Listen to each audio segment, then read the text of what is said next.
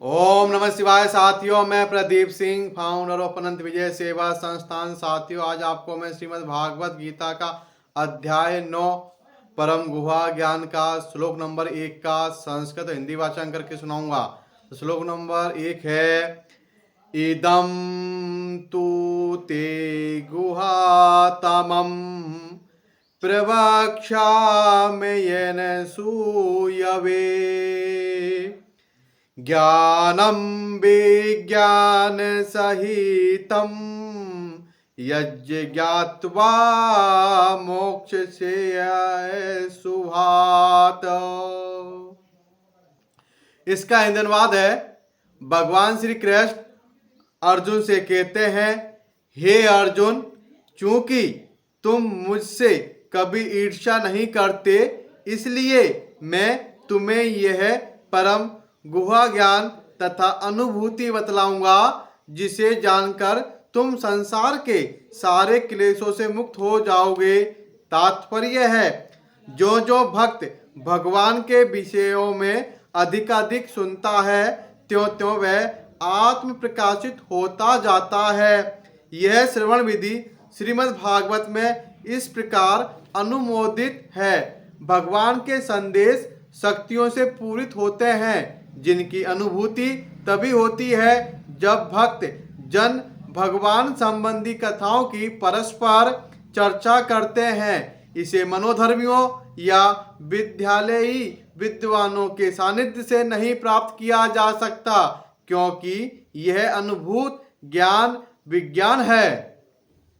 भक्तगण परमेश्वर की सेवा में निरंतर लगे रहते हैं। भगवान उस जीव की विशेष की मानसिकता तथा निष्ठा से अवगत रहते हैं जो कृष्ण भावना भावित होता है, और उसे ही वे भक्तों के सानिध्य में कृष्ण विद्या को समझने की बुद्धि प्रदान करते हैं।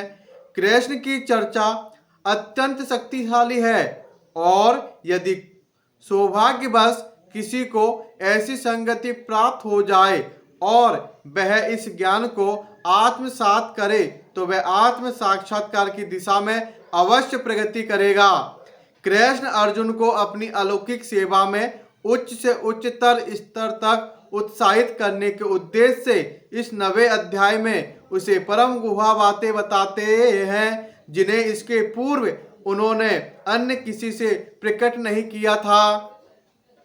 भगवत गीता का प्रथम अध्याय शेष ग्रंथ की भूमिका जैसा है। द्वितीय तथा तृतीय अध्याय में जिस आध्यात्मिक ज्ञान का वर्णन हुआ है, वह गुहा कहा गया है। 7वें तथा 8वें अध्याय में जिन विषयों की विवेचना हुई है, वे भक्ति से संबंधित है और कृष्ण भावनामृत पर प्रकाश डालने के कारण गुहातर कहे गए हैं। किंतु 9वें अध्याय में तो अनन्य शुद्ध भक्ति का ही वर्णन हुआ है। फलस्वरूप यह परम गुहा कहा गया है। जिसे कृष्ण का ये परम गुहा ज्ञान प्राप्त है, वह दिव्य पुरुष है। अतः इस संसार में रहते हुए भी उसे भौतिक क्लेश नहीं सताते। भक्ति रसामृत सिंधु में कहा गया है कि जिसमें भगवान की प्रेमा भक्ति करने की उत्कृष्ट इच्छा होती है, वह भले ही इस जगत में वध अवस्था में रहता हो, किंतु उसे मुक्त मानना चाहिए। इसी प्रकार भगवत गीता के 10वें अध्याय में हम देखेंगे कि जो भी इस प्रकार लगा रहता है, वह मुक्त पुरुष है।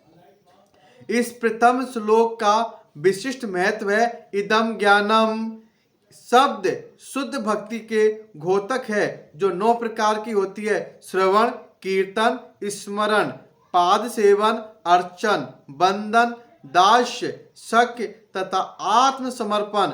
भक्ति के इन 9 तत्वों का अभ्यास करने से मनुष्य आध्यात्मिक चेतना अथवा कृष्ण भावनामृत तक उठ पाता है। इस प्रकार जब मनुष्य का हृदय भौतिक कलमश से शुद्ध हो जाता है, तो वह कृष्ण विद्या को समझ सकता है।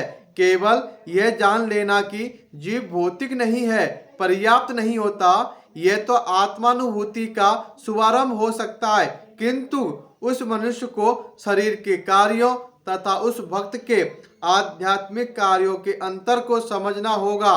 जो ये जानता है कि वह शरीर नहीं है। 7वें अध्याय में भगवान की ऐश्वर्यमयी शक्ति, उनकी विभिन्न शक्तियों परा तथा अपरा तथा इस भौतिक जगत का वर्णन किया जा चुका है। अब 9वें अध्याय में भगवान की महिमा का वर्णन किया जाएगा। इस श्लोक का अनसुएवे शब्द की अत्यंत महत्वपूर्ण है। सामान्यतया बड़े से बड़े विद्वान भाष्यकार भी भगवान कृष्ण से ईर्ष्या करते हैं।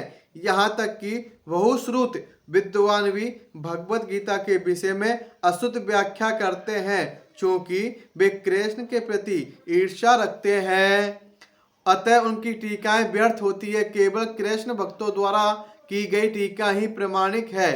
कोई भी ऐसा व्यक्ति जो कृष्ण के प्रति ईर्ष्यालु है, न तो भगवत गीता की व्याख्या कर सकता है, न पूर्ण ज्ञान प्रदान कर सकता है। जो व्यक्ति कृष्ण को जाने बिना उनके चरित्र की आलोचना करता है, वह मूर्ख है। अतः ऐसी टीकाओं से सावधान रहना चाहिए। जो व्यक्ति ये समझते हैं कि कृष्ण भगवान है और शुद्ध तथा दिव्य पुरुष है, उनके लिए ये अध्याय लाभप्रद होंगे। तो श्लोक नंबर 1 का संस्कृत हिंदी वाचन यह है। कल फिर मिलेंगे श्लोक नंबर 2 के साथ। ओम नमः शिवाय साथियों, धन्यवाद।